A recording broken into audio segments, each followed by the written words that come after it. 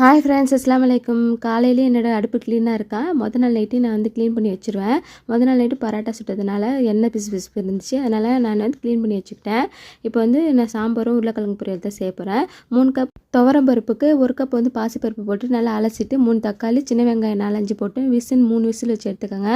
3 கத்திரிக்காய், 4-5 முருங்கைக்காய் எடுத்து வச்சுருக்கேன். இப்போ வந்து சின்ன நெல்லிக்காய் செலவு புளி ஊற வச்சு வச்சுக்கலாம். சட்டியில் எண்ணெய் ஊற்றிட்டு 1 ஸ்பூன் கடுகு, 2 வரமிளகா போட்டுக்கோங்க. சின்ன வெங்காயம் வெட்டி வச்சுருக்கேன், அதையும் போட்டு நல்லா தாளிச்சிட்டு கத்திரிக்காய் முருங்கைக்காய் போட்டுட்டு 1 ஸ்பூன் உப்பு, 1 ஸ்பூன் மிளகாய்த்தூள், 3 ஸ்பூன் சாம்பார் பொடி, 1/2 ஸ்பூன் மஞ்சள் தூள் போட்டு நல்லா வதக்கிட்டு தண்ணி கொஞ்சோன்னு ஊற்றிக்கலாம். இப்போ பருப்பு நல்லா வெந்துருச்சு. அதில் வந்து மாங்காவும் புளி தண்ணியும் கரைச்சி ஊற்றிட்டு மறுபடியும் அந்த காய்கறிலேயே ஊற்றிக்கலாம். சூப்பராக இருக்கும். கிழங்கு பேருக்கு 1/2 ஸ்பூன் மிளகாய்த்தூள், 1/2 ஸ்பூன் மஞ்சள் தூள், 1/2 ஸ்பூன் உப்பு கொடுத்து நல்லா பரட்டி வச்சுக்கோங்க.